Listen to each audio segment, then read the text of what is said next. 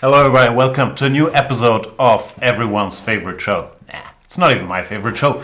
To a new episode of Banter Blitz. I'm Jan Gustafsson and my plan is to crush all of you premium members in 3 or 5 minute games. I've had a busy chess day. I went to the Magnus Carlsen Simmel, which was in Hamburg today. He's playing, I guess he still is playing. He's playing against 70 players at the same time. Oh, I got this accreditation. It's not piece of jewelry, but it got me free coffee at the Magnus Carlsen thingy, but I didn't feel like staying till the end. Still always good to see what a crowd the world champion draws, Mr. Magnus. So it was good to see that. Then I stopped by at the Bundesliga in Hamburg, where our friend Lawrence Trent was playing Niels Grandelius. I think he still is playing. Looked like he was losing to Niels. Not a big surprise, no offense to Lawrence, of course, but yeah, Niels is 200 points high rated and had white. So a lot of stuff happening in the chess world. Tomorrow is a very big day, at least in my chess world, because my team, Baden-Baden, is playing Solingen in the German league, and that's the two undefeated squads, where Baden-Baden should be the favorite, but Solingen has become a real rival this season with a new sponsor, bunch of new players like Hari Krishna, very powerful team. Do they have Giri? They might have Giri.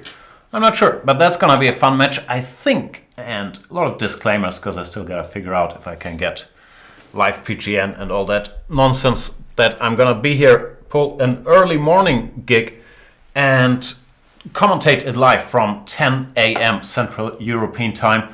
So if you want to wake up really early, skip church and hang out with me, watch Baden-Baden against Solingen, then by all means, join me.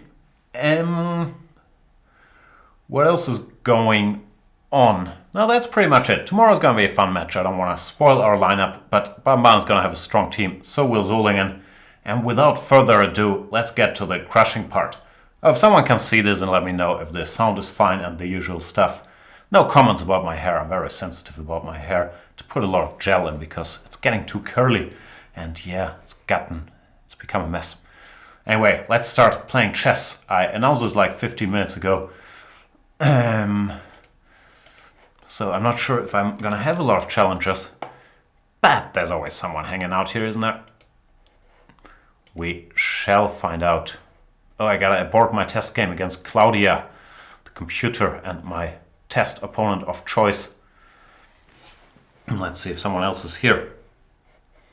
I don't really have a plan for whom I want to play this session and whom I don't want to play. I'll play somebody.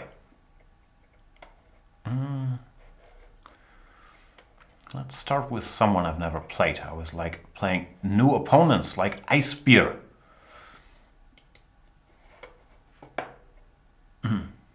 Minor Bisons prefers... No, his girlfriend prefers me with shorter hair, longer hair. Yeah, I don't know. I feel like I look younger with shorter hair.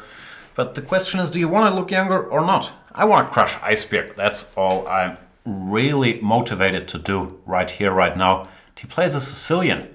I played one e4, which is, in my world, like the biggest gamble you could possibly take. I tend to go knight f3, d4, c4 on a brave day, but I found myself in an open Sicilian here. Let's see what line he does. This move order is not that common if they play d6, but to allow g4. And queen b6 I'm not familiar with. I'm guessing it's a goofy sideline intending some bishop c5 very quickly. Do I go into full punishment mode even though I know nothing? Yeah, let's do it. You only banter once, like per day. e5 bishop c5. This looks logical. And I'm sure he's gonna blitz out like 18 more moves. And then I will sit here and say, why did I not play one d4 or any move I know? Still, it felt sort of logical. What I'm doing is to give up the 2 bishops. And I thought I should have a think somewhere around here. Might be too late. I could play queen c5, which he would probably take, and then take on e5, when I would have compensation for the 2 bishops. Not too sexy, admittedly. Let's see if I can do better, but I might not be able to do it. What other moves do I have? Nah, nothing I like. That's sad. I'll have to go here. And yeah. Sigh. Takes, and knight takes e5 is to be expected. And now it's gonna be my task to prove any compensation for this pawn investment. I think I have some, because I do have my bishops and I might have a tiny lead in development. But honestly, if he goes d6, we really can't call my opening treatment any kind of success. If anything, black is slightly better here. So yeah, a lot of lessons to be learned when playing 1e4 for all these goofy sidelines. I'm sure queen b6 is sort of nonsense, but if you've never seen it, and if you're not very good at thinking, which applies for me, then it can certainly pose some problems. Anyway, I'll do my best to confuse Ice Beer. Where's he from? Is he from Iceland? Oh no, he's from the Netherlands. They do have good beer in the Netherlands, but I wasn't aware that ice was a crucial component. We shall see. Yes, status quo is still the same. I have a bit of compensation for the pawn which he took away from me. Now he goes d5, and I have to figure out how to keep the candles burning. That's probably not an expression at all. What song is that from? Oh yeah, I think it's Modern Talking. Shouldn't admit I know that. That's horrible. German pop music from the 80s and 90s. Is it Modern Talking? I think they have a line, keep the candles burning. Anyway, Ice Beer, yeah, I have compensation, blah, blah, blah. I'm not really better. I'm going to try to go for some h3, g4, g5, or f5 at an opportune moment and see what's going to happen. a5, I don't know what he wants. I'm not very concerned about a4. Maybe he wants b6, bishop a6. But then again, who really cares? Do I stop this pawn or do I allow him to push even further? You know what? Knock yourself out. If you want to go a3, you go a3.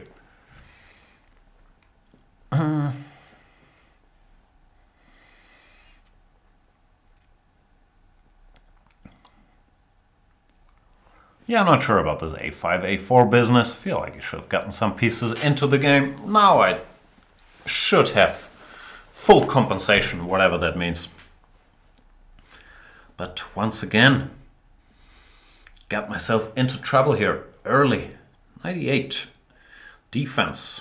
What do I do? If I go f5, he wants to go f6, then bishop somewhere e5. Even that looks quite decent.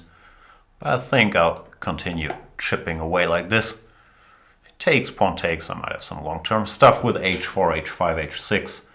And if he doesn't, I might have something else.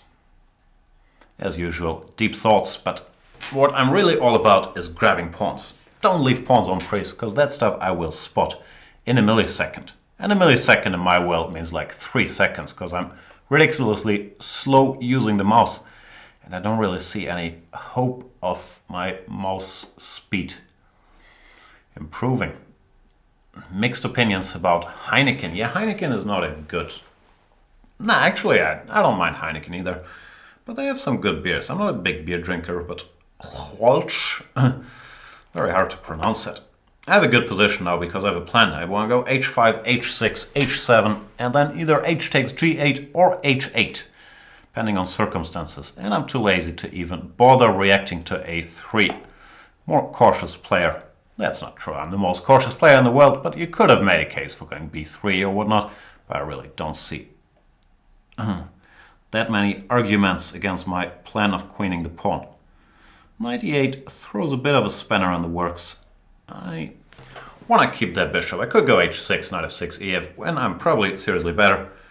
But I do like keeping my bishop, and he can take the g5 pawn, but the h pawn stays alive, and hopefully it will collect some of his hard-earned pieces in exchange for something. People are missing my tie. Now I have plenty of ties, but I was going to all these events today, and I am pretentious. I can't even pronounce pretentious. enough as it is, so I didn't feel like wearing a tie there. I did put on a suit and a shirt, so I thought I was properly dressed. I might have been slightly overdressed for the Magnus Carlsen thingy. But yeah, I didn't bring a tie, even though I'm sure there's some ties flying around in the office. What is he planning to do about Mr. H-Porn? I called it Harry the H-Porn in an earlier show, and people accused me, or complimented me, depending on your point of view, for ripping it off of Simon Williams. Well, I do like Simon Williams. He's a very nice chap.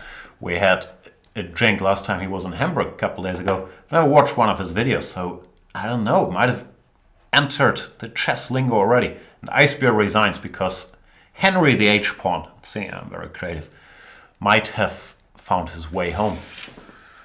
So 1-0 for me. Still on the crushing you all task. And who do I play? So hard to play someone. I tend to not play favorites when it comes to ratings and so on, because my main task in these shows is not to entertain you, because that ship has sailed a long time ago, or to provide exciting chess, but to give every premium member the chance to be crushed mercilessly. That is what I'm trying to do here. So we'll see if we can get a good mix. Or not. We'll play against WW Wibble. World War Wibble? What does WW Wibble stand for? I do not know. What I do know is this line. It's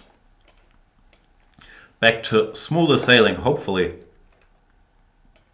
What do they call it? Fianchetto King's Indian.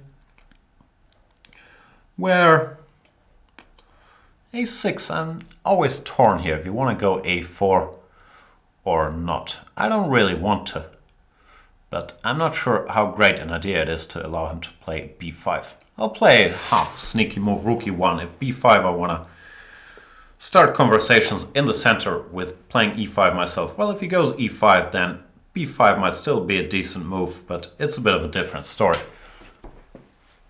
Because, yeah, with this bishop locked in, I might have some options, maybe C5 or whatnot. Knight f8 so early with the center still in flux tends to be, not sure, mistake might be a little strong, but it gives me the chance to blow the center open by playing C5 myself, which is sometimes quite a good idea. Sometimes it's not such a good idea, but it's a typical theme, and as usual, what I'm mostly doing here, apart from talking as much nonsense as I can in the limited amount of time, is this thing we call pattern recognition, which means I'm not calculating that hard, but I've seen a lot of themes over the years, like this pawn attacks this queen and this knight, and then it's gonna take one of them, so I don't have to think all that hard to reproduce them. Sometimes it can go wrong because you miss little details, but in Blitz, I don't know, there's some guys who are very good at calculating very quickly at Blitz, but it's much easier if you can use your, what do they call this? Your memory palace? That might be some Hannibal Lecter stuff. Yeah, if you don't have to think that much. And now, if I'm not mistaken, I'm just a piece up, which I like. Yeah, I played a match against John Bartholomew last week. People are suggesting new opponents like Chess Explained and so on and so forth. I don't mind. I'm happy to crush all of YouTube. No, there's a lot of great players out there. I'm a bit lazy when it comes to getting in touch or anybody. John was kind enough to get in touch, and I really like John's YouTube channel, and he seems like a super nice guy from the videos I've seen. So it was great fun playing with him. I'm glad I won, but yeah, he put up a lot of resistance, and I didn't really feel before the match that I was a favorite, because as you can see by my Blitz rating, I'm not in great shape. It's old age. Whom do I play though? I'll play Entropist. The Mentalist. What are we talking about here? The Mentalist, the TV show? Yeah, not my cup of tea. Handsome man, this Simon Baker chap, but in general, all these, what do you call this, procedural dramas, where they solve one case per week, they kind of bore me. I need to binge watch like a 10 episode thing with a storyline. I watched something recently. Well, I always watch tons of crap. But I watched Gotham, which was surprisingly good. I didn't think it would be that good. I thought it was like baby superheroes, which didn't sound that exciting, like Baby Penguin and other nonsense. But it was actually compelling characters, and I thought it was a good police drama. So I was surprised how much I enjoyed Gotham. I've earlier been asked about Deadpool, which I watched in the cinemas like last week or something. It's a very funny movie. Like, I watched it in German, so I think a lot of the jokes, something got lost in translation. But it was still very funny. Like, it's super meta. Let's make fun of ourselves. Let's make fun of Ryan Reynolds in the movie, even though Ryan Reynolds is the actor that plays the main character, and so on and so forth. But I enjoyed it. I had a very good time. I thought it was funny. So, recommended viewing if you have a weird sense of humor and like superheroes. Problem sometimes with movies like Deadpool is, even though they're sort of spoofing like classical superhero movies, the storyline is very, very close to the stuff I'm assuming they're actually making fun of. Like, pretty much the same thing happens. But there was enough dialogue and one-liners to make it very enjoyable. And yeah, I would like to have Game of Thrones on Netflix as well. Game of Thrones is restarting in a bit, right? In April or something, so that's gonna be tricky to navigate. NBA playoffs, Game of Thrones, Thailand Open, a lot of stuff to do in April. Sorry I haven't been talking about the game much. I'm slightly better. It's been a quietish opening. I got a bit more space, but Entropist so far has not done anything stupid, and therefore, yeah, he's very much in the game. But I do quite like my position. Let's put this bishop here just to scare him. Attack f2, and I want to trick him by going queen g6, queen takes g3. I'm fair enough to announce it in advance, but I still very much hope it's going to work. It's always tricks to watch out for. When this bishop is on this diagonal, you don't want the black queen appearing on g3, taking things. Might have oversimplified it a bit, but this is a threat, is what I'm trying to say. I've seen The Revenant, I hated it. I felt miserable throughout, and yeah, it only has one gear, like it's this miserable vibe throughout the movie. Yeah, we get it, Mr. DiCaprio, you're very badly hurt and you're gonna survive against all odds.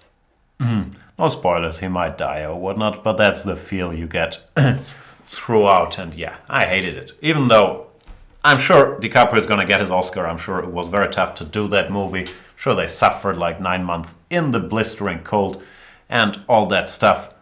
But, yeah, I hated it. Sorry, Leo. Still love you. Do I love Leo? I don't know. I enjoyed some of his movies. I like The Wolf of Wall Street, amongst other things. I like my position because it looks like I'm winning pieces. After e3, his coordination is a little broken and he can't really recapture here because of rook takes d1. So there is trouble. What to do now? Let's take things. Start with this one so it doesn't take my knight. Then take this one. Oh no, now I gotta take this one first. Sorry, Entropist, you're running out of pieces here. And therefore he does resign. Good game. I've watched a bit of House of Cards, but not my cup of tea. Yeah, I get it, Frank Underwood. You like power and you like scheming and you're really good at it. But give me some characters that are half interesting, except for you. And after Kate Mara, whom I think is great, disappeared from the show, I lost interest very quickly. Whom can we play? So many choices. So little time.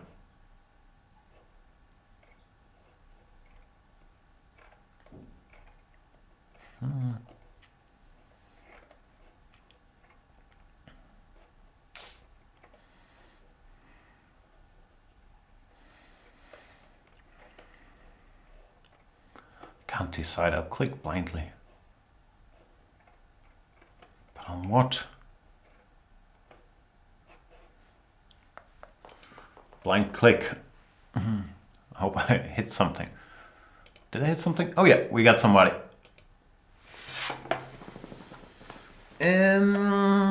Sphinx, 1991. Dutch Sphinx.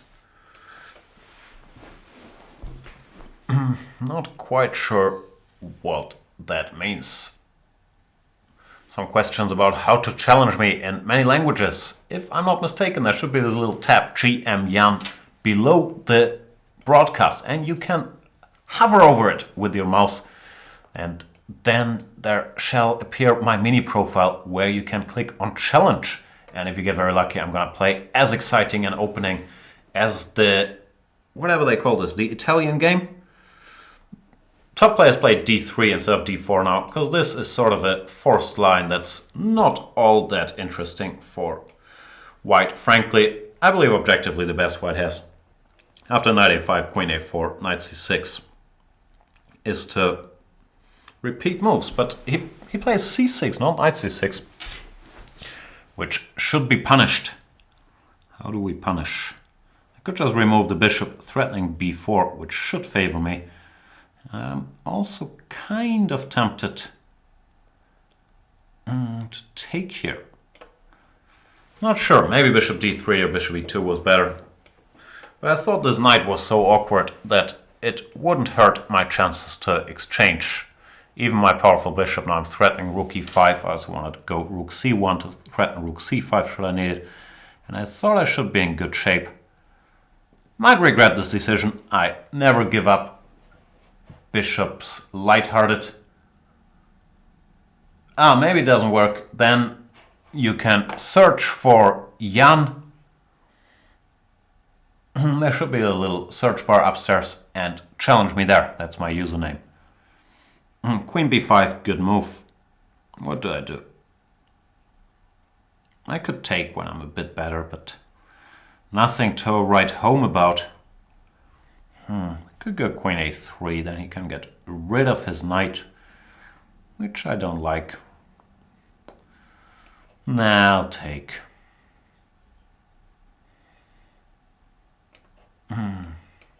Don't like it either, though.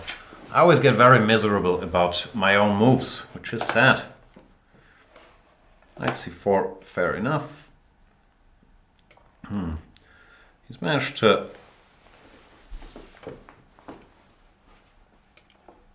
get rid of his bad knight. I'm hoping I'm gonna at least win a pawn or something to compensate me for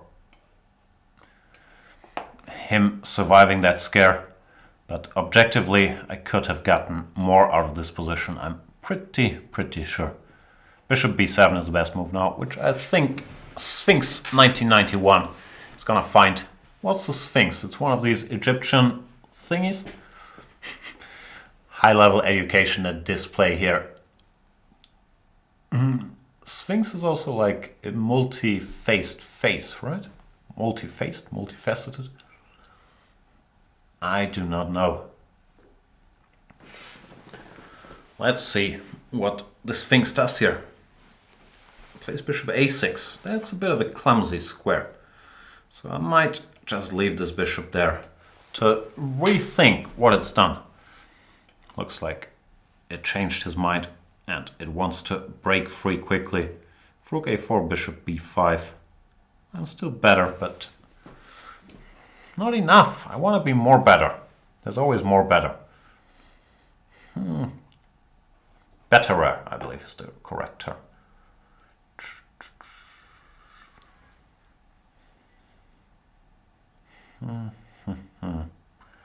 Maybe there is nothing betterer. d6 is what I've been thinking about, but then he goes bishop b5, and I can't really see a way to break through. I'm very unhappy about the overall state of things, but I can't see nothing better than this now somewhere. This would be unpleasant, but just a6, and yeah, I'm not sure I have enough here to win this position. At least I've been playing much slower than him. That should count for something. Try to activate my king just a little bit.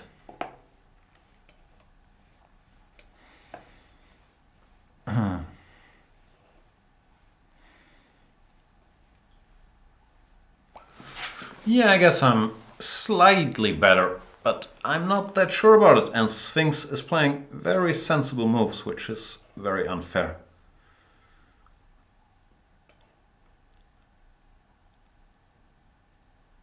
trying to calculate king c3, rook e2, knight d4, rook g2, takes, and then something, but it doesn't look that exciting, frankly.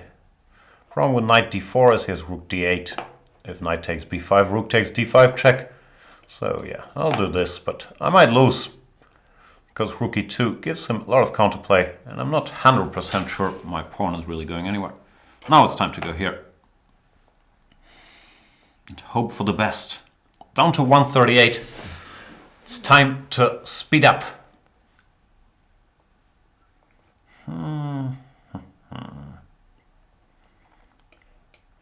Forward.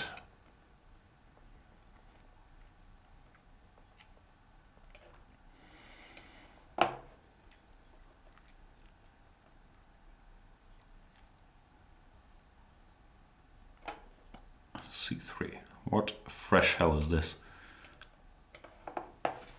Activated my king. I'm not sure if it's gonna serve any purpose whatsoever. I guess it's time to take this pawn at the very least and then see what happens.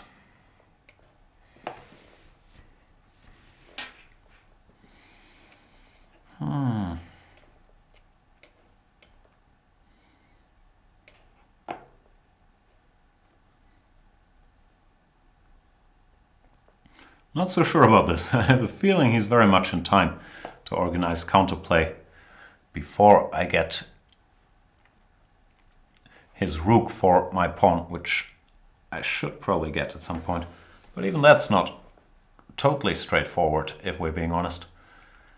Not a happy camper here. I'll move around a little bit.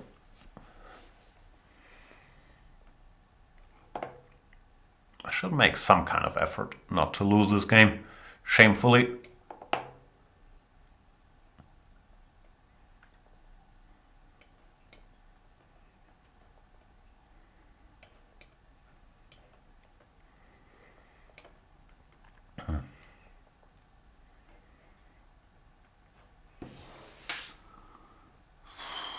But how? Oh boy. This is gonna be tough. I might be lost actually.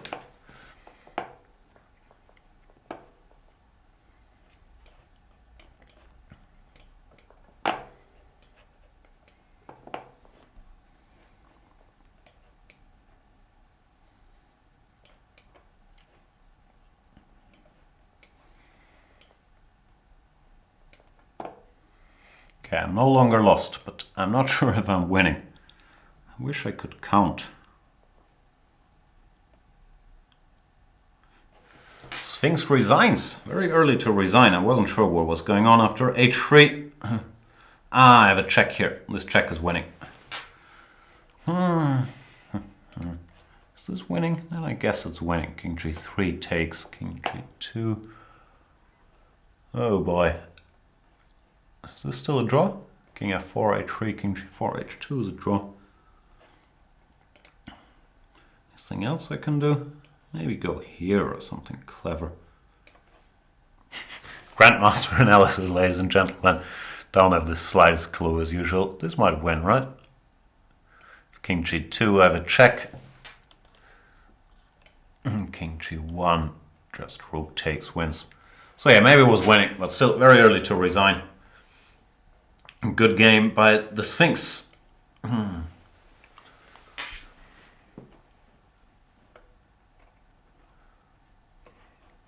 I'll play against Turbulence. Not expecting any turbulence, but I shall still play him. Premium member from Germany. I happen to be from Germany as well, even though my hair day indicates, no, my hair day probably indicates I am German. Whom are we kidding? And I'll go for the Sicilian. Yeah, I'm pretty sure earlier I was in trouble, if anything, also instead of g takes f3, g3 in that game. And I don't know, but I didn't like it much. So yeah, Sphinx put a lot of pressure, and I shall put a lot of pressure in this game by playing the Najdorf. One of the best openings out there. Favored by all the top players. Not all of them, but a lot of them. g3. Pretty en vogue these days. First h3 was en vogue. Then, after discussing these h3, e5 positions to death, people switch to g3, which is actually very similar. Or not switched, but see a lot of strong players doing it once in a while, like Magnus Carlsen and others. Well, a couple of years back, no one was doing this. Well, Turbulence seems to be a very strong player. He's 1475, but he's only made perfectly good moves so far. And that quickly. So I'm scared. Scared about my precious rating. Nah, not really. I'm 2742, which is pretty bad for my standards. And just as I praised Turbulence, I might have jinxed him. He gives me a knight, which helps my task tremendously. Sorry, Turbulence. Should have kept that knight. Because now, after a bunch of exchanges, we have a position which would probably be good for me without the knight on f6. But with the knight on f6, I'm pretty confident it's very good for me. I shall not return the favor and blunder anything on a5. And yeah, Turbulence position is totally lost now. Not much to say about it. Nothing to talk about, but maybe we can work it out.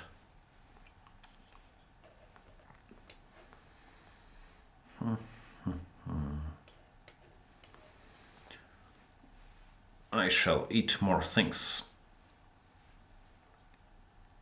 Let's see if Turbulence resigns or if he wants to enjoy it till the bitter end. No, he resigns. Sorry, Turbulence. Good game until knight a5, which was en prise.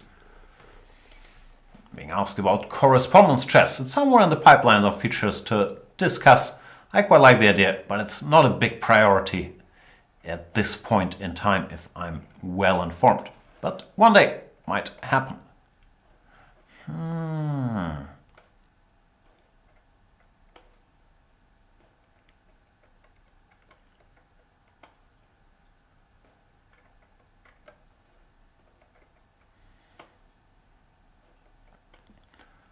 I'll play against Jakob Kostanyan from Germany, it says. Armenian sounding name.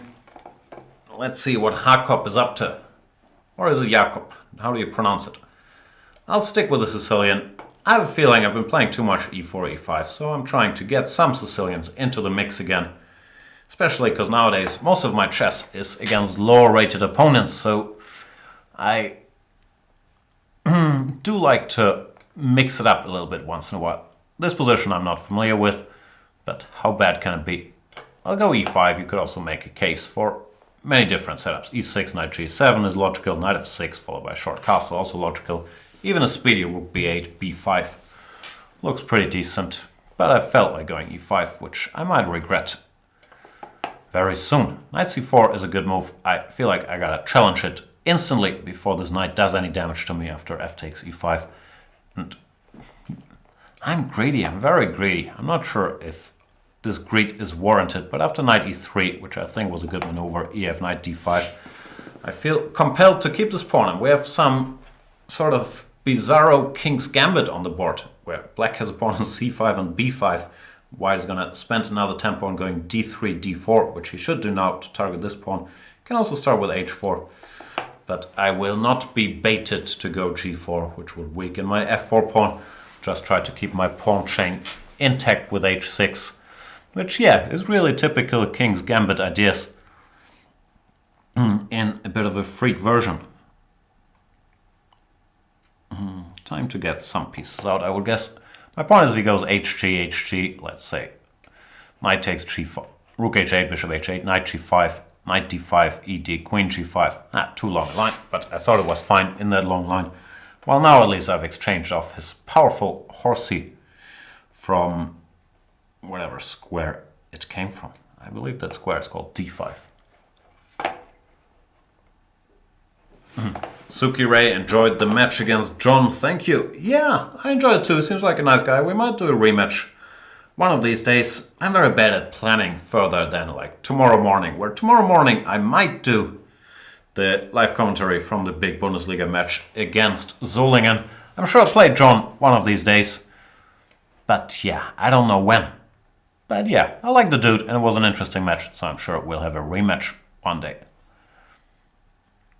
I watch a couple of his videos, and yeah, it's a good YouTube channel. I'm not in the habit of plugging stuff that is not Chess24. But yeah, what I've seen from John, I did quite like. Hakov is trying to keep the position closed, but I feel like it's time to occupy some more territory here by going g4 and now putting my knight to d4. Queen takes h4 is also gonna come, so that escalated quickly. Give me that.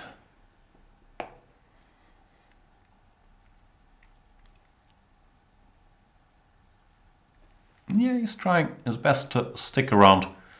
This is a bit of a weird move. I could just take on h2. I was trying to be clever and smart. But no need for it. I could just have taken rook h2, queen f2.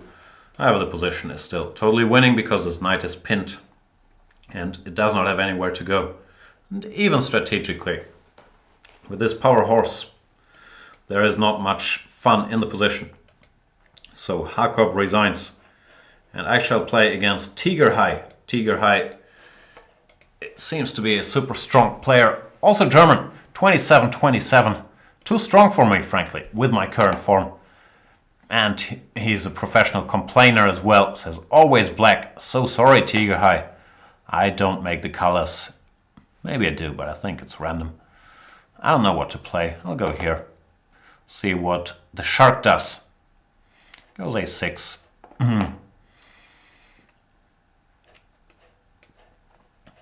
This is a line I had in a game against Alexander Fier recently. It's not a great line for a blitz game, frankly, because it's sort of easy to bang out like 50 moves with black. Play this hippopotamus, which he's playing bishop b7, knight e7, knight d7 at tempo, and then see what happens. Well, for white, it's a bit harder to come up with plans. Objectively, I think white has to be a little better. White has more space. But what does that mean? Let's see if he wants to go g5. Doesn't want to go g5. I'll just clumsily put all my pieces in the center before deciding on how to proceed further. Might want to proceed here further.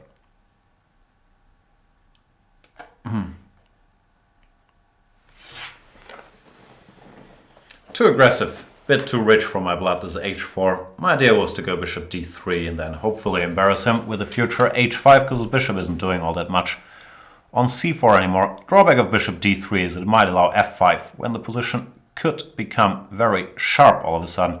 I'm not sure I'm prepared for that. But then again, can't have everything. f5, h5, and at least it's gonna be a bit of a mess. g5 maybe takes. There you go, c5, interesting. Gonna take d6? I want to take d6. If I want to do something, it's very hard to talk me out of it. Good news is, normally I don't want to do anything, so few people ever face that problem. Still, he should go e5, and I was hoping that the opening of the position favors me, but I could be wrong. And frankly, I missed knight c5, which is interesting. I could grab a pawn with bishop e7 and knight takes d4. But I'm not sure how great that is, because also a4 is on prise. Long story short, I've been playing badly, as I tend to. I'll go here, allowing this, which is ridiculously risky. Now I'm gonna get crushed by Tiger High, which is sad. I don't like getting crushed. And maybe instead of whining, I should actually lock in and try to make a fight out of it.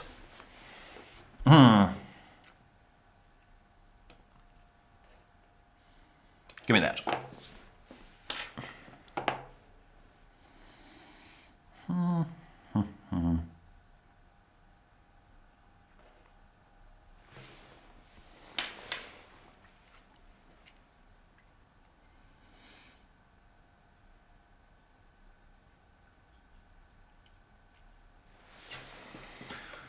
I'm playing badly. Why do I play so badly? h5 is just a blunder because of queen g5 check, which really is sort of pathetic, frankly.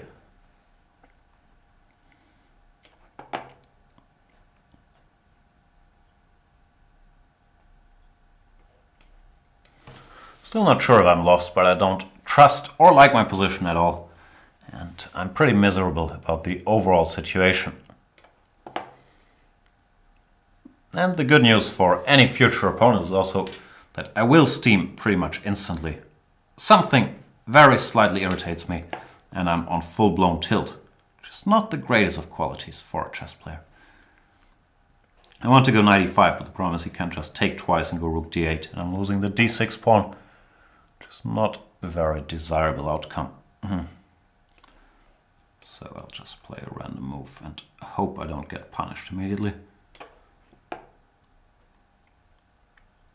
I don't know why I'm steaming. It's a perfectly nice day. Nothing to worry about.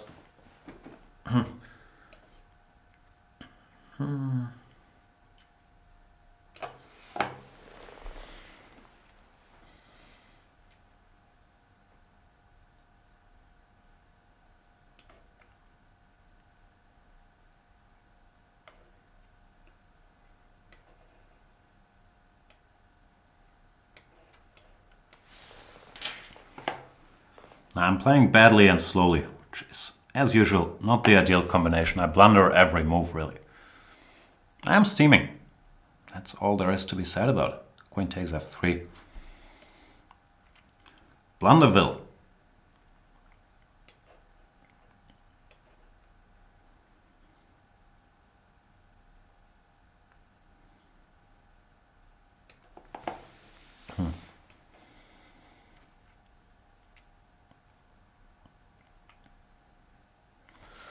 King d2, e4, rook d5, rook e7, de, rook d5, king c1. Looks lost. Still don't see anything better though. Rook e7, I have queen d8. See, even the lines I'm trying to calculate don't make any sense. It's all very sad.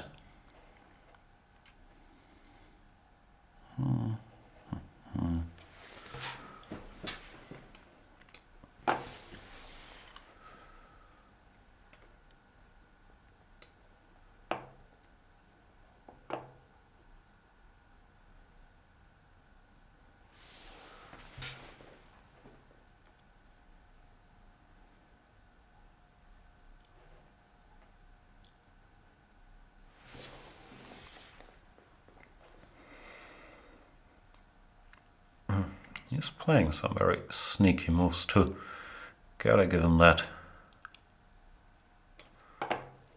Well, I'm not.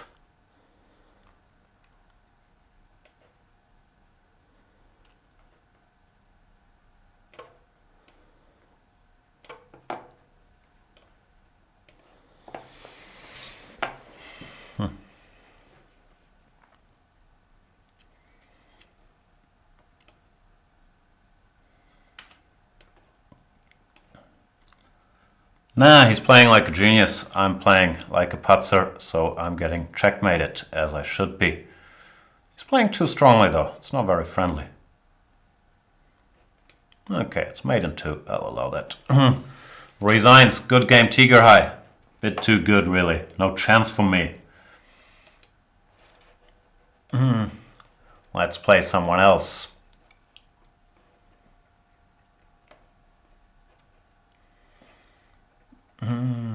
But whom? Let's play against Method Chess, who's been waiting the longest. At least that's what he's been claiming. Goes knight f3. What do I do against knight f3? I'll probably go d5. Yeah, Tiger High is bragging in the chat. That's the problem with losing. You give your opponents bragging rights, which I really dislike doing too. I just don't like to lose.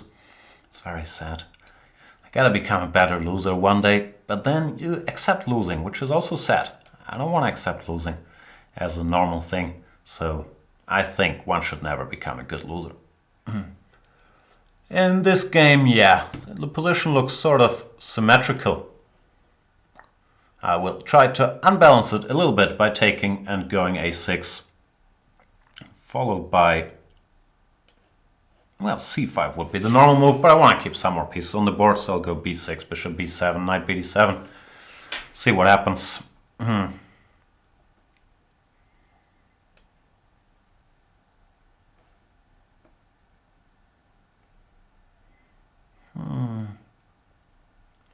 Yeah, this is sort of a typical plan. To play knight bd7, keep the piece on the board, then go c5 at an opportune moment.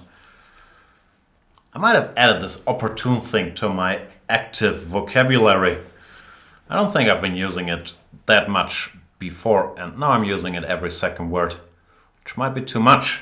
And we've missed Mr. Alekinin, who does specialize in asking every show around 850 times if I could play him, and then complain that I have not played him yet.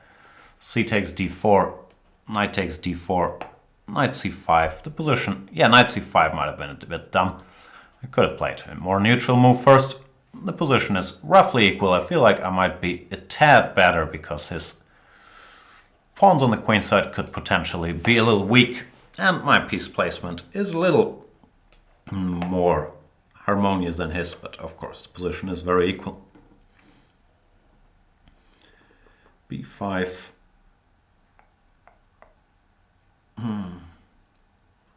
Yeah, it's equal. I'm steaming. I lose one game and I start steaming instantly, which is really a bit sad. But I always have my reasons for my steaming. Not really. I just like being mad at myself. Putting a lot of energy into being unhappy. A wise man once said that, and there's a lot of truth to it. Doesn't make a lot of sense to try so hard to be unhappy. I'm also getting outplayed here by method chess, which is also a bit sad, but you can't have everything. Now his knight comes to c6, which is a nice outpost. Knight outpost too. Bishop takes... How do I take back? Probably knight. Now, yeah, if anything, I'm slightly worse now. From slightly better to slightly worse. Effortlessly. I should give lessons.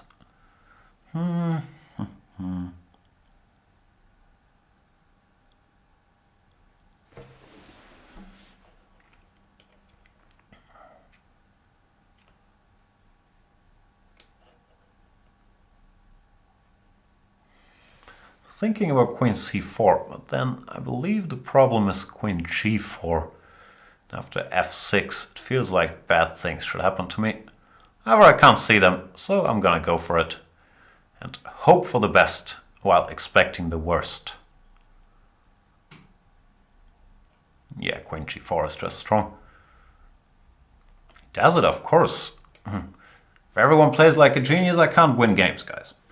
Let's be clear about that. Don't play too well, because then I'm gonna lose all my games and I'm gonna be very upset. Now rook c1, queen d5, rook takes c5 looks strong. Let's see if he comes up with that too. Very possible.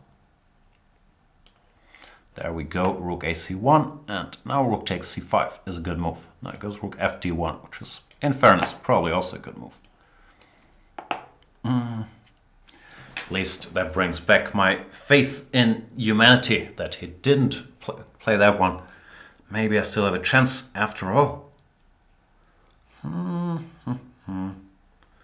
Here comes rook d7, which looks nice and active, but doesn't seem to threaten all that much, in fairness. I could go f4 to create some counterplay, or rook a2.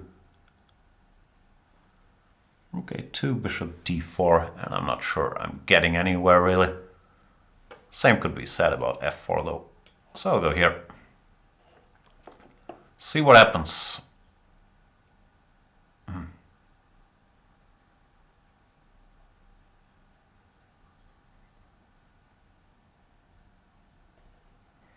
Rook b1, that's a bit passive. I like passive. I'm more of a passive-aggressive kind of guy, but I do enjoy my opponents to be just passive as well. Okay, now I'm threatening to take here, which I think I can still do.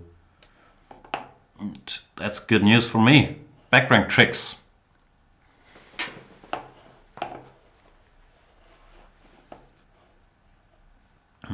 James Gusball always enjoys to see me suffer, and he's shared that message of his on every forum I could find. So yeah, always happy to please you, Scuzzball.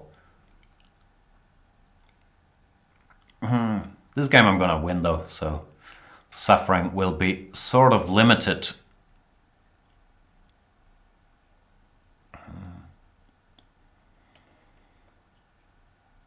Let's give a check.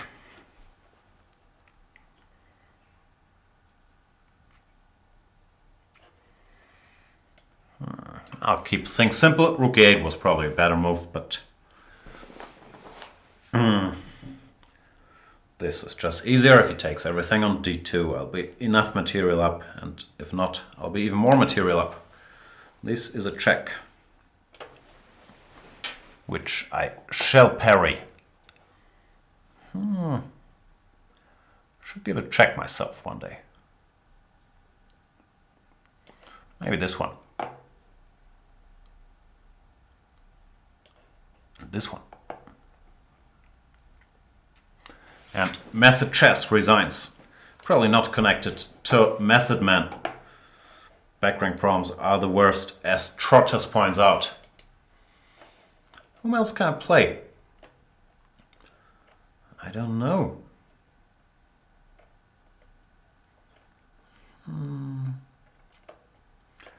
Let's find someone I've never played before. So hard to do. I've played all of you. Not true, but I've played a lot of you. I've never played Rafa Prieto from Spain. Let's see what Rafa's up to. Since I'm still steaming, I'll start playing ridiculous openings like d4, c5, d5, f5, which a lot of people discover and then they feel like, oh my god, this is the greatest thing. Since the wheel, it looks so active and complicated. In reality, it's sort of nonsense, really. If white goes e4, f takes, knight g, e2, white is just very seriously better here. But, as I said, can't always do the same. Gotta mix it up once in a while to keep myself entertained and sane. Suki Ray is asking if I've seen the Portland game last night. I did not. It's tough because the games are late at night. So normally I catch up in the morning, but yeah. As I've said all along, the Blazers are not going to break the Bulls record.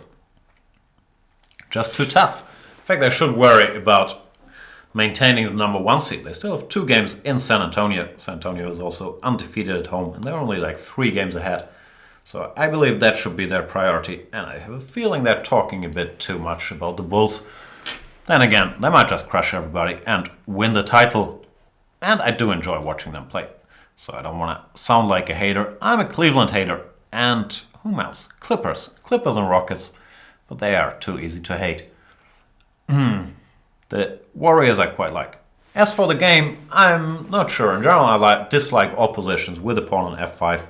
But I feel like Rafa has been a bit all over the place with h4, trying to attack bishop e3, bishop d3, trying to develop calmly. So I should probably have sort of a decent position with decent counterplay. Rydvik says, play me, you don't have to pronounce my name. Can't guarantee that. And in general, it doesn't help if you keep telling me in the chat. Not direct against you, Rydvik, at all, just a general point. Don't ask me in the chat to play you, because I'm assuming that everyone who's challenged me wants to play me anyway. And therefore, would be unfair to those who are quietly observing if I only played the guys who asked me to in the chat. Not sure if that made sense. Anyway, Rafael Prieto has sacrificed an exchange, which is a pretty decent decision to, create some attack. And chicken as I am, I immediately want to exchange queens because his queen is so close to the action. On h5, queen e8. If he goes queen takes e8, I have a little Zwischenzug. Knight takes d3, an intermediate check. C takes d, rook takes e8. And that'd be in good shape. So he should withdraw his queen, as he does. Queen e2. And I'm not sure how to defend here. I could just take on d3. Or, I'm going to take it. Just to release the pressure against f5 a little bit. I'll go here. If bishop e7, I want to go rook e8 and hope that this bishop is going to be overloaded defending h4 and getting out of the attack.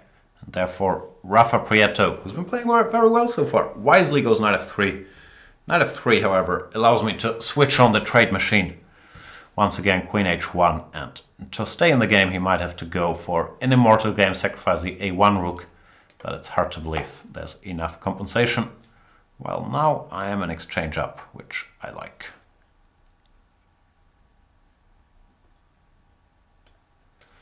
Yeah, this is sort of easy now. Exchange up, good position. I'll grab some space left and right, and maybe center, but probably more left and right. And hope it yields me enough benefits.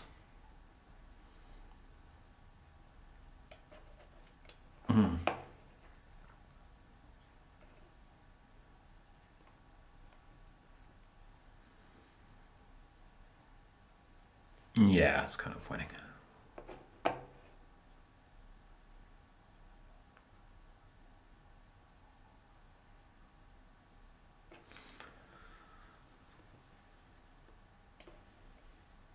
Check.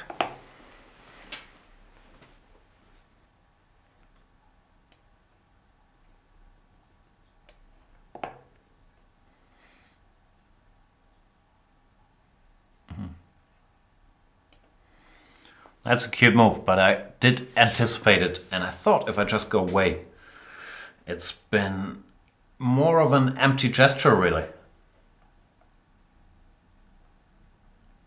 Oh, Maharishi3 is asking, have you watched Deutschland 83? Actually, I ordered the Blu-ray and I just got it yesterday. It's lying on my couch at home.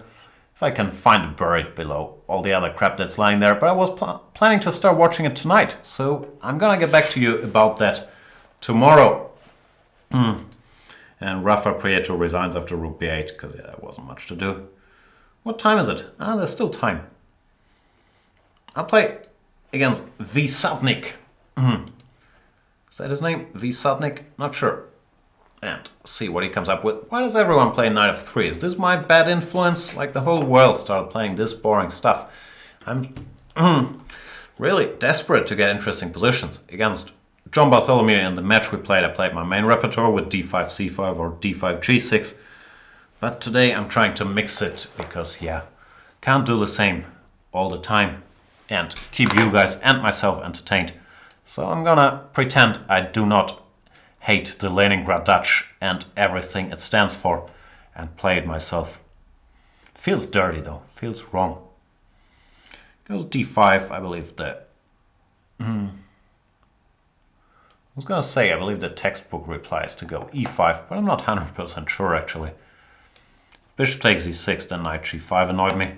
I'm probably already lost after knight g5. See? Should leave the Leningrad Dutch to the inhabitants of Holland and Leningrad. It's really not my cup of tea. I'm already in terrible shape. Queen e8, knight d5. Looks pretty grim. Probably e5 is not the way to play it.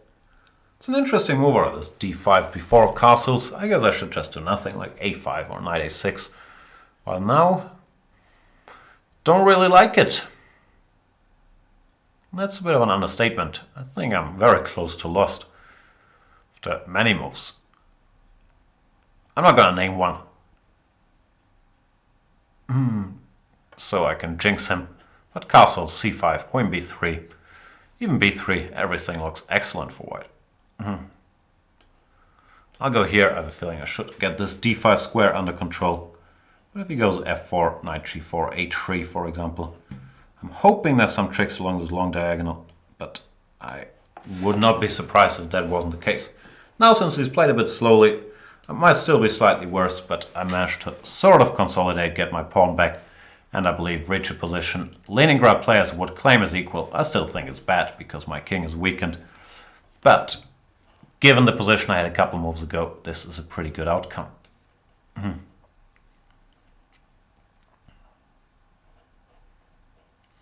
Queen e3, what's that about? He just wants to attack my pawn on a7, I guess. Nah, I want to keep it. It's my pawn. Keep your hands off my pawns, V. Sadnik. f3.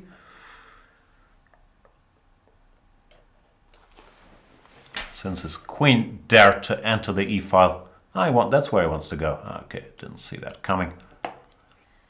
But why not?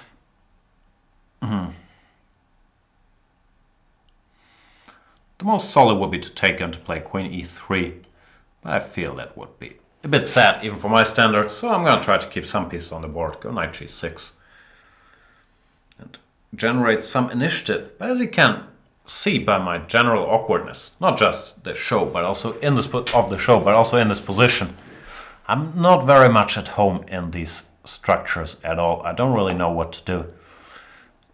That applies to both the King's Indian and the Leningrad. So while I will defend that I think they're terrible openings, I will also admit that me playing them makes them even more terrible than if someone good played those things. Someone good in these structures, I should say. Bishop a3, good move. He's trying to activate his bishop. I can't think of anything better. And then exchanging it, and then I'm going to justify it by telling myself I've exchanged a mighty defender of the white king from g2. Minor Bison is asking if I still spend time doing opening preparation. Not as much as I would like to. Openings are sort of my hobby, so I'd like to work on them more. Like obviously I work on the series and videos I do on Chess24, and I will prepare if I have a tournament game, but I'm not playing that much anymore. I've been planning to get a little more work done just for myself and because I enjoy it. But yeah, not as much as I would like to do. Like I'm still stronger in the opening than other parts of my game because I've always worked on it harder than on other things because yeah, I'm very interested in the opening phase, and yeah, for me it's my way of being a fake scientist trying to figure stuff out there. But I feel like I'm a little bit behind compared to where I used to be, and I would like to rectify that if I find some time. And I got the exciting Thailand Open coming up, so of course I have to be booked up for that one. In the meantime, V. Sadnik has lost a bit of control, and I don't think he likes it.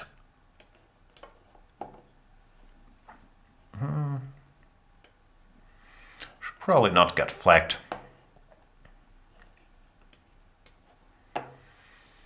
Trying to play clever, which I generally should never do. It always backfires. But sometimes can't help myself. He does have a check, but I anticipated it was only one check, and my next check is going to be pretty unpleasant to meet. Then again, sometimes the threat is stronger than the execution. Okay, now it's time. That was wasting a bit of everybody's time there. Sorry, V. Sadnik. Good game, though.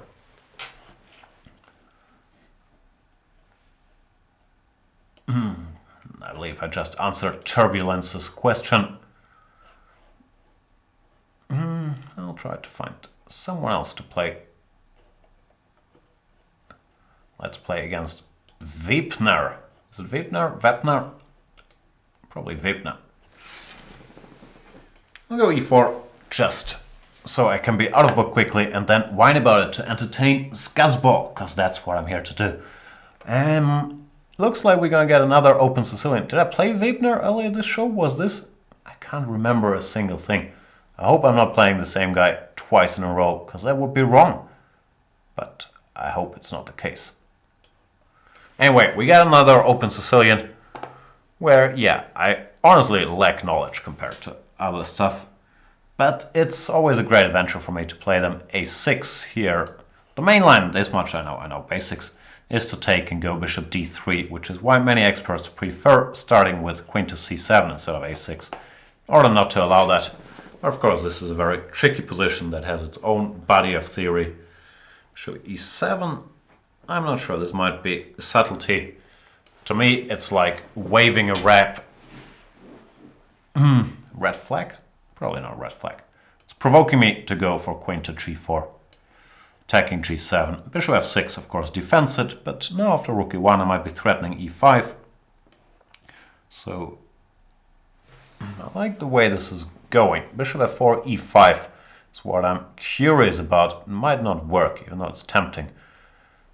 Queen somewhere, e takes f4, e d5. Nah, doesn't look like it works. I have a feeling there should be some trick in this position. The question is, can I spot it? e5, bishop e5, bishop f4. bishop takes, queen takes g7. Does that work? Looks fun at least. Might lose, that's the problem. But if it works, it's good. Let's find out.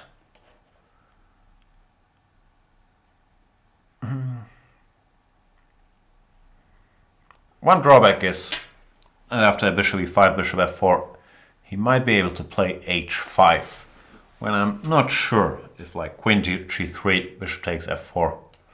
Now we'll talk about it when it's on the board. Here I was talking about h5, or f5 is also interesting, but after f5 I can take, and this endgame I thought should be alright. Yeah, this is the line I was trying to calculate. I'm not sure where to put the king. Could make a case for h1 or f1. I'll go here. And here, this rook is trapped, but at the moment he is a piece and I can't count, but let's say 2 pawns up. Nah, I think it's 1 pawn. So not sure. Probably the best black can do is play something like bishop b7 or bishop d7, queen h8, long castles. And hope there is enough compensation here. I don't think there should be. That's certainly a mess, so I gotta pay close attention. g3, bishop g3, fg, queen g3, for example. And the greedy way to play would be queen h7. I can't help myself, I'm just too greedy. Probably too greedy for my own good, as usual.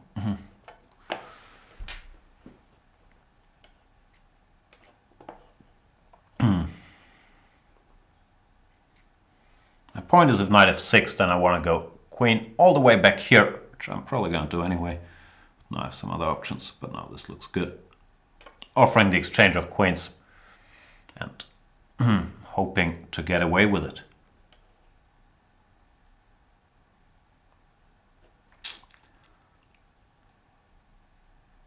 Might not get away with it.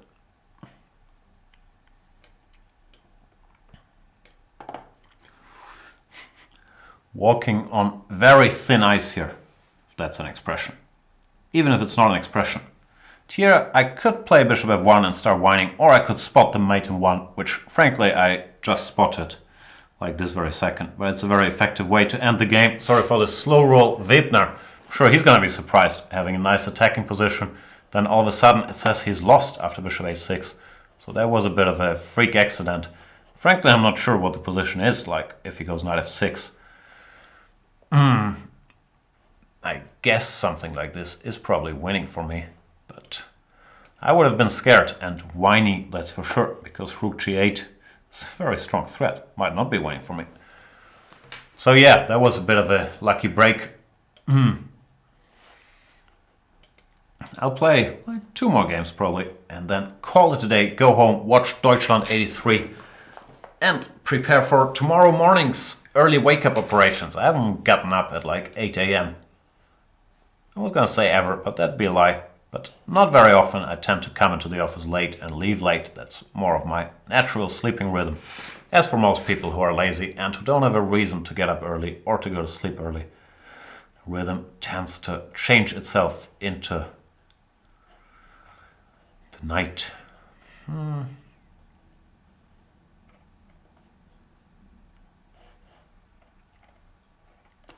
I'll play against Albera.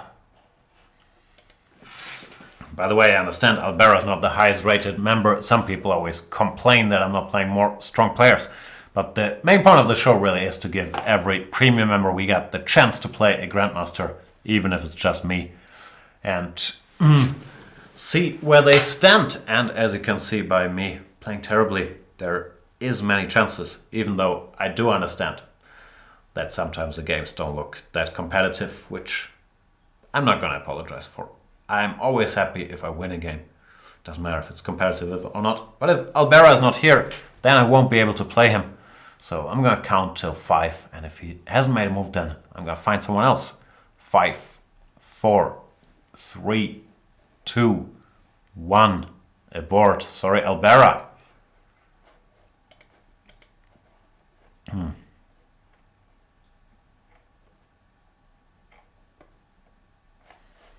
Play against Shibayan instead. Oh, even though, did I read this right? I think the challenge was 4+2. Please don't do that, because, yeah, I like it less. Games can take a little too long, and there is no flagging excitement. This +2 increment in Blitz. Not my thing. However, Shibai might not be here. And then we don't have to suffer through all this increment.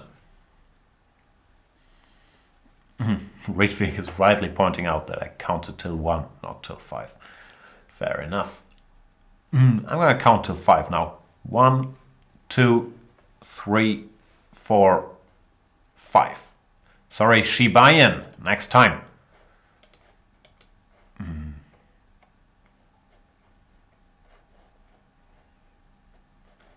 I'll play against GM Reroll Delphi instead. He's from Spain. Looks young from the picture, but you never know. Could be his son, his brother, himself. Could be many people. But I'm gonna assume it's a talented youngster from Spain.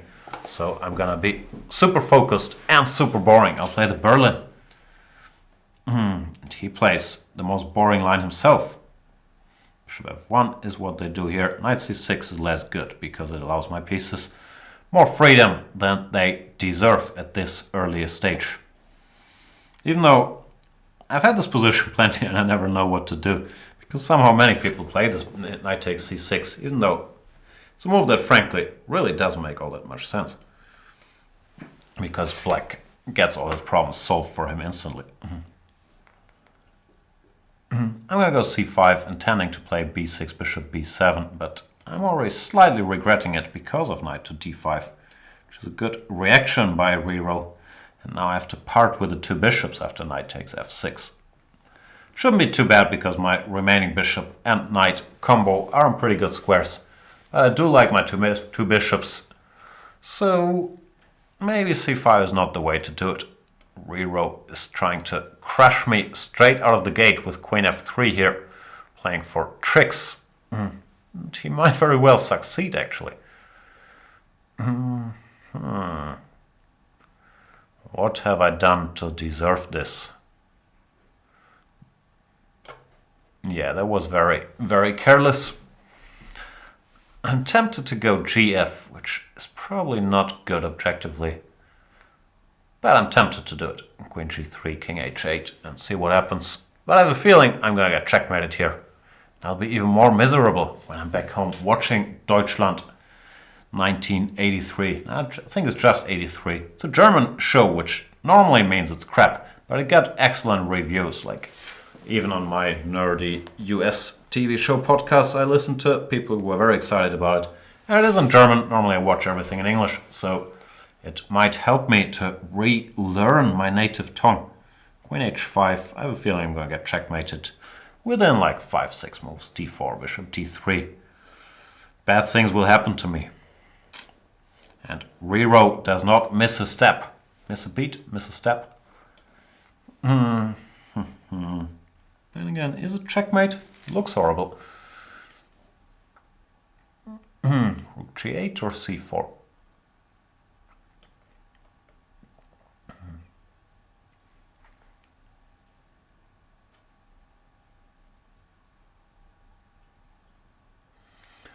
G8 dc, and I don't really see what I get for all my troubles. No, I'll go c4. Which feels a little slow, sort of admitting that d4 was a good move. Now he's probably going to play b3. I'm still in real big trouble. But what can you do? It's a 3-minute game. You can always win on time. Goes b3. As usual, the standard disclaimer. If you play perfectly, I can't win. And that makes me very sad. So don't do that. So far, Rero is playing more than excellently.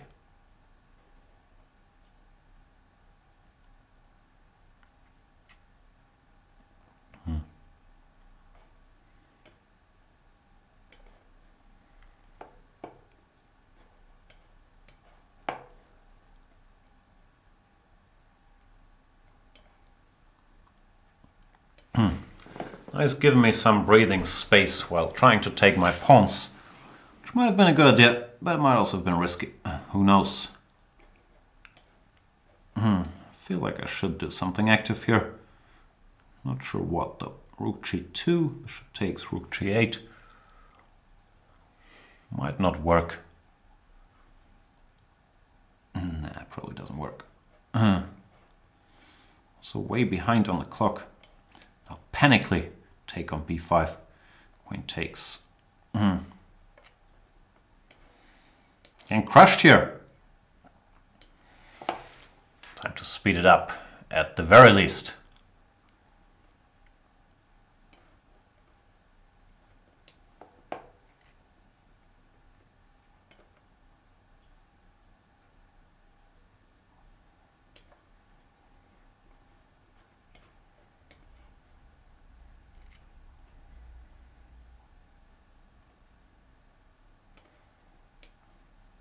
Oh, and rook e8 check, rook g8. Congratulations!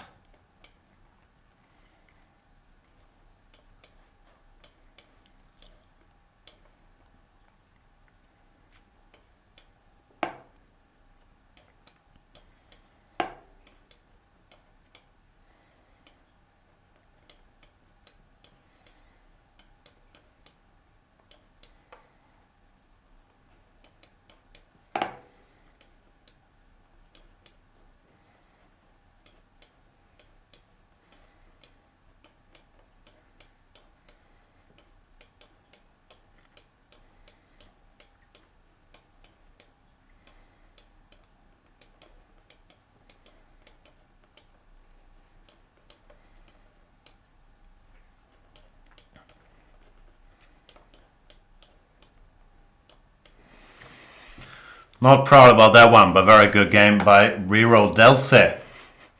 And very bad game by me. But yeah, very good job. He played well and I just blundered a lot of things. I think I'll play one more and then I'll go home. Cry, lick my wounds, watch Deutschland, make some phone calls. Check out what's going to go on in the match tomorrow. Solingen against Baden-Baden. My team Baden-Baden. Didn't field me, probably they've been watching some of my Banter Blitzes. But yeah, it's going to be a star-studded lineup tomorrow, that is for sure. I'll play a bit of blitz dating to boost my blitz rating. Let's see if that goes well for me. Looks like he got his profile pic all set up for his blitz dating game as well. Like, bit of a subtle smile there. Nice work by blitz dating.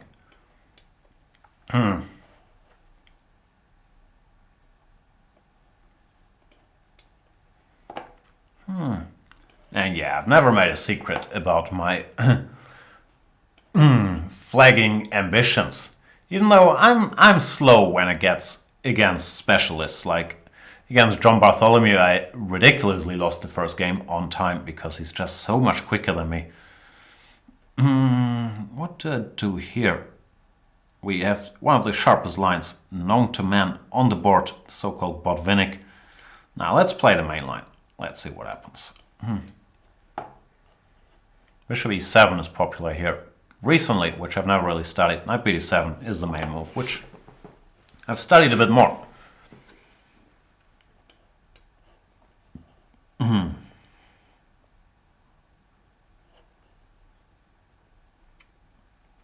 Queen b6 is the main line. There's also other moves like bishop h6. Probably rook g8 is a legal move here as well, but this is the very main line of the Botvinnik. Queen b6 followed by long castles and c5, d5, b4, and all hell breaks loose. I do have long files on this position, but if you ask me to reproduce them off the top of my head now, I do not think I would get very far. Blitz dating is playing all the main moves, even though he's taking his time for it. I'm not sure. Maybe he also has his long opening files. Knight e5, not a common move, which means I'm gonna have to think for myself. The horrors. Why don't I play knight e5? Looks logical enough. First order of business seems to be I should unpin. Put my queen on e2, attack this knight. Knight d3 looks normal when d takes e6 is maybe asking some questions. I'm not sure how serious those questions are. but I have a feeling that should be good. Knight d3, de. If queen e6, then at the very least b5 is hanging, while if f e6, something else. Let's play bishop d6 instead, also fair enough. I'm still unsure if I should throw in some a-pawn action. It's a bit tempting. a4, b4, knight b5, stuff like that. d6 would be the more sober option. Don't know.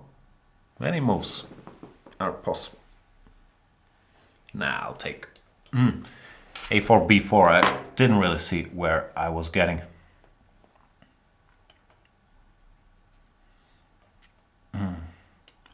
Take here. Gotta be very careful after like queen c6 check not to run into any checkmates. For example, king g1, knight f3 would be very bad news, but I have a feeling if I can avoid getting checkmated in the next couple moves, I should be in good shape here. So I'll go here. All the endgames should favor me, and I could not get anything like rook h2 followed by knight f3 to work. fe, now I have many tempting options. Gotta find the cleanest one. Or not. Maybe just choose one of them. f7, for example, seems to win a bit of material. And yeah, I'll settle for a bit of material. Might not be the best solution. But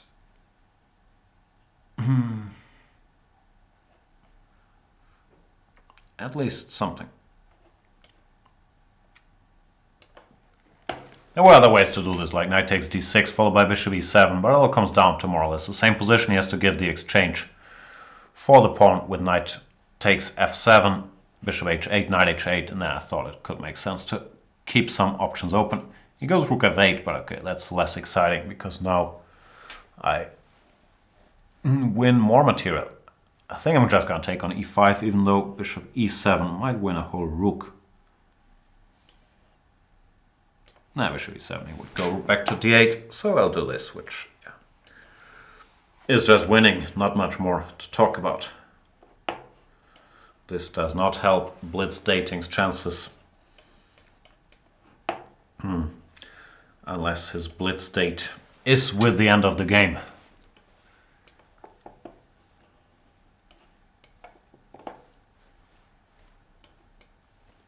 I tend to be pretty good. Well, I'm pretty good at queen down, as we've seen last game, but I'm also pretty good with a rook and an extra bishop. And now let's play one more. This is my award tour against Pulpo Fiction. Pulpo Fiction. It's probably a clever play on words between Pulp Fiction and the Spanish word pulpo, which means octopus. So maybe this guy's a writer who spends his time writing octopus novels and their many armed adventures in the heart of the sea. I doubt it though. I think it's just a username. Bishop e2 might have been a little premature because I will instill some mighty pawns in the heart of his position, which I think he should not have allowed me to do.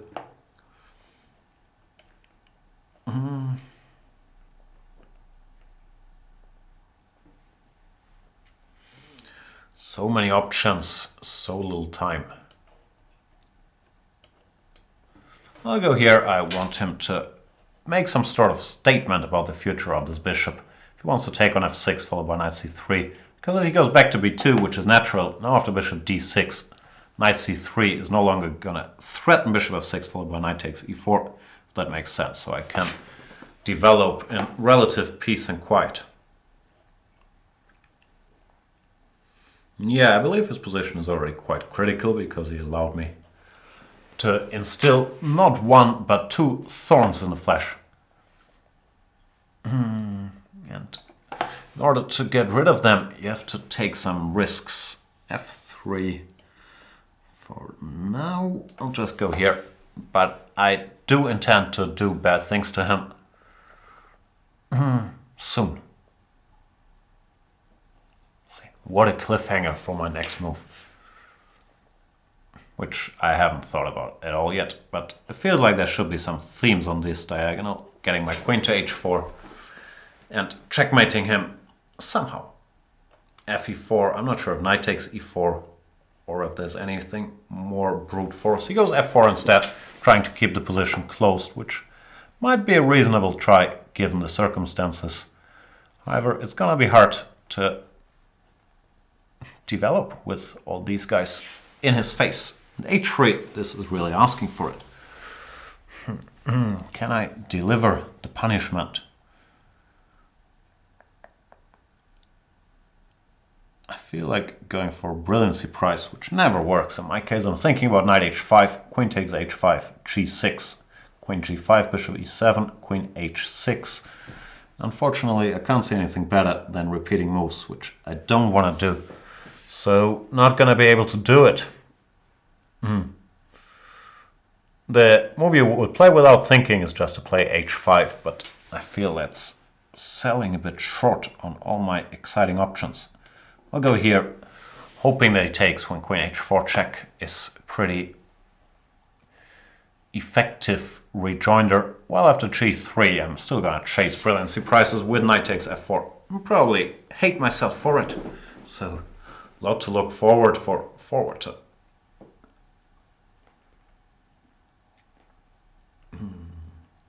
But yeah, in general, he's broken too many of the golden rules of chess, like get your pieces out, don't allow opponents' pawns on d3 and e4 all that early, so there should be punishment. If I can implement it, very different question. After g3, cute move would be queen to g5. Planning queen takes g3, checkmate. Not sure how good that is after rook g1, but it would be cute. And I might do it. Just for show.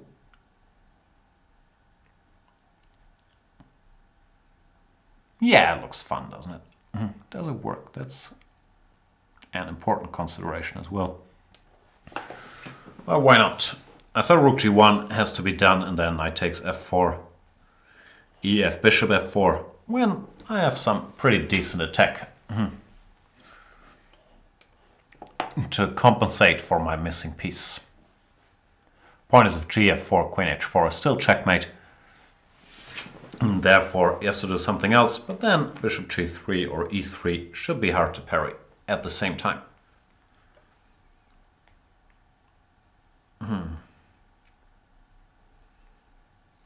Pulpo is trying to escape the inevitable by playing h4, which once again tempts me to chase immortality.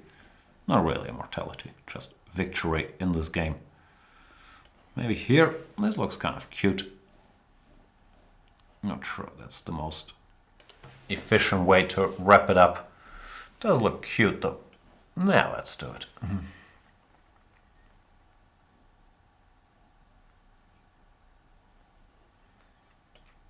Rook g2 accelerates the end. Bishop g2 was more resilient.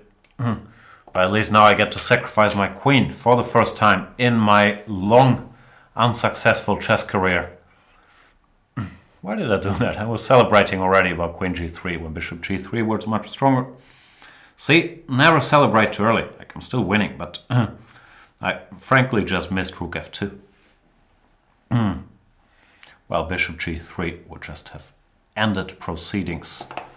Knight e2, he can't really move a whole lot of these pieces, so I'm just going to go queen h4.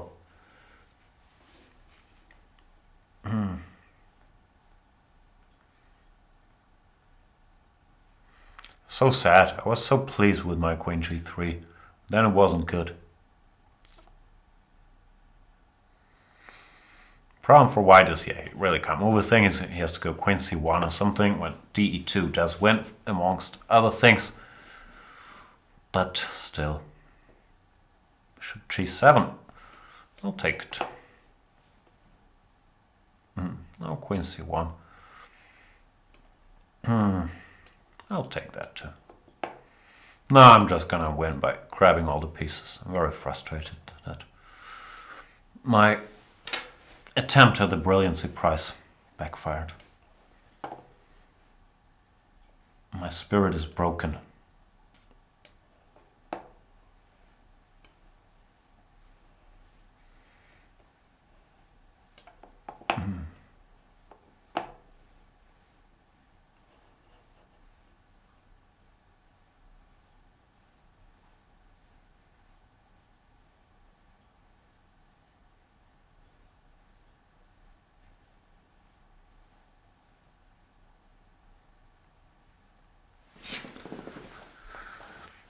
Yeah. No bravery in my eyes anymore. Only sadness. And queen takes. I thought at least ed, e3.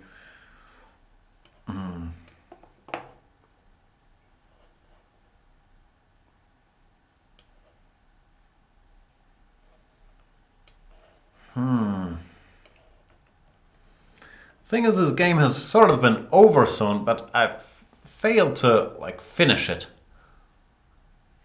Same about this show. I think the first 5 minutes were good, but the rest was really just a lot of narcissistic whining, and who can take it?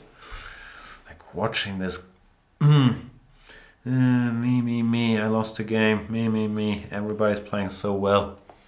For hours, who would watch that stuff? I don't know, but I do appreciate it that some of you guys did stick around. Pulp Fiction that finally get checkmated. And that's gonna be it for today. Kudos to all those who beat me fair and square. I am gonna go home. I'll be back tomorrow morning, 10 a.m. if I wake up in time, which is unlikely. So let's say probably 12 p.m. Well, I'll try to be here 10 a.m. and do a show on the big match in the German Bundesliga where my star-studded team featuring the likes of, on the list, I'm not sure if they're going to be playing or not, on the list there's Aronian, Anand, Svidler, Michael Adams, Radek Wojtaszek, Paco Vallejo, Rustam Kazumchanov, and Arkady Naidic, Etienne Bacro, Alexei Shirov, many others. I don't know all my teammates with full name, but it's going to be a fun match against the powerhouse of Solingen with Anish Giri, Pintalia Harikrishna, and so on and so forth. Tomorrow morning, 10 a.m. Central European Time. Thank you guys for watching. Sorry for all the whining. I feel like even for my standards, I overdid it a little bit. Go premium if you want to participate in these shows, not only against me, but also against strong players like Peter Svidler. Niels Grandelius was here yesterday, did a great Banter Blitz show. And many others are out there. I believe it's a good deal also. A lot of video series coming out for our second birthday anniversary on February 24th, where we're also going to do a little Banter Blitz marathon, 24 hours. I'm not sure how exactly the schedule is going to look like, but there's going to be a lot of action. So check in Wednesday, but also check in tomorrow because it's going to be an exciting match. That's all I got to plug. I wish I could plug my shirt or something, but it's not going to help. So thanks for watching. See you guys tomorrow. Bye-bye.